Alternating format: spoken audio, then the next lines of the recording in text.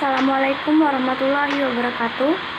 Perkenalkan, saya Sylvia Kurnia Putri dengan NIM 2041 050 10070 dari kelas Perbankan Syariah 3. Saya di sini akan mempresentasikan hasil makalah saya yang berjudul Ekspor dan Impor. Pertama, definisi ekspor dan impor. A. Definisi ekspor. Ekspor adalah kegiatan mengeluarkan barang dari dalam negeri ke luar negeri. Kegiatan ekspor mencerminkan aktivitas perdagangan antar bangsa dan dapat memberikan dorongan dalam dinamika pertumbuhan perdagangan internasional. Sehingga suatu negara yang sedang berkembang kemungkinan untuk mencapai kemajuan perekonomian setara dengan negara yang sudah maju.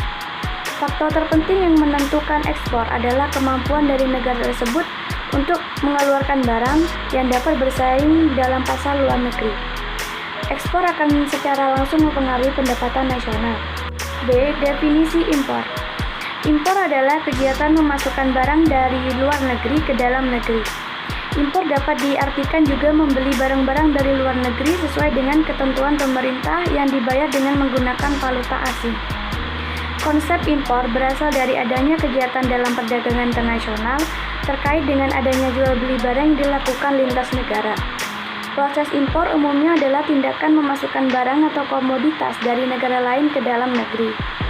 Produk impor merupakan barang-barang yang tidak dapat dihasilkan dari atau negara yang sudah dapat dihasilkan, tetapi tidak dapat mencukupi kebutuhan rakyat.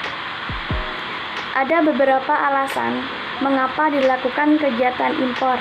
Yang pertama, barang atau jasa penting bagi kelangsungan hidup, contohnya bahan pangan dan bahan bakar. 2.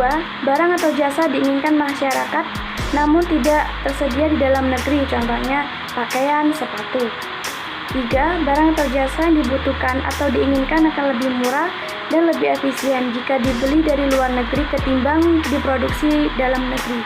Contohnya bawang putih dari Cina yang lebih murah dibanding bawang putih lokal. Kedua, manfaat kegiatan ekspor dan impor. A. Manfaat kegiatan ekspor. Pertama, memperluas pasar, yaitu kegiatan ekspor merupakan cara untuk memasarkan produk-produk ke dalam negeri ke luar negeri.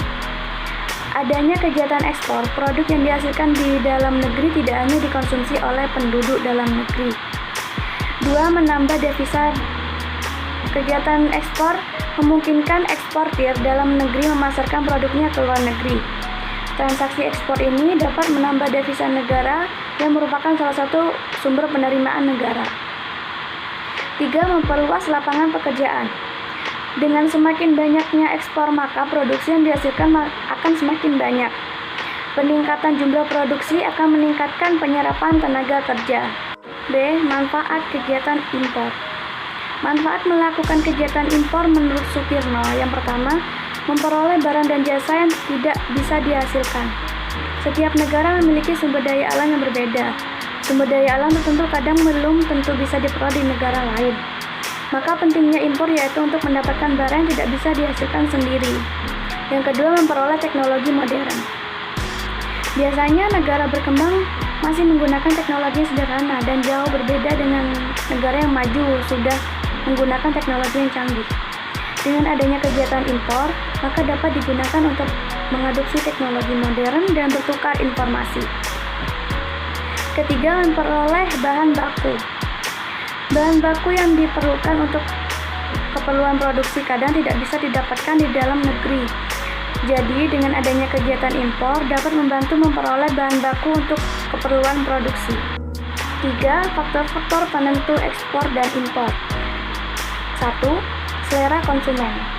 Banyak masyarakat yang tertarik dengan produk-produk luar karena banyaknya peluang dan peminat.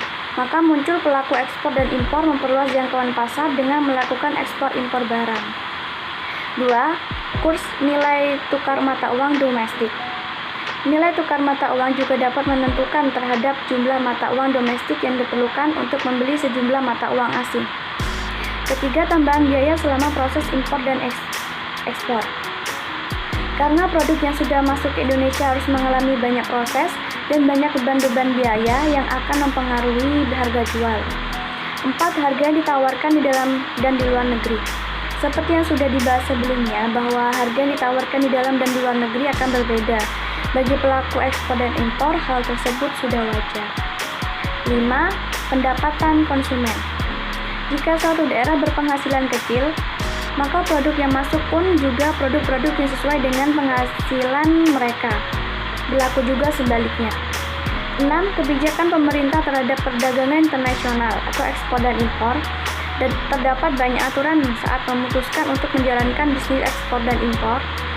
Tidak hanya aturan dari dalam negeri, tetapi aturan dari negara tujuan pun juga perlu diperhatikan.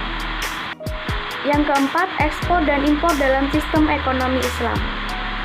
Ekspor dan impor, menurut pandangan Islam adalah jual beli yang terjadi antara orang maupun negara, bukan hanya antar individu dari suatu negara.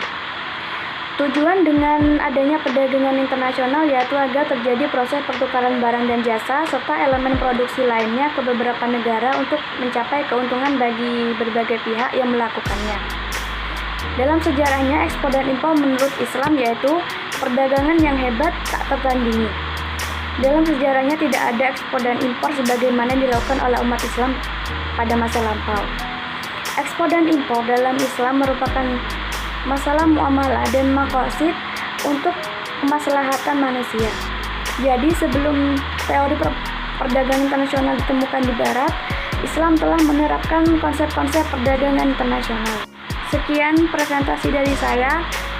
Terima kasih. Wassalamualaikum warahmatullahi wabarakatuh.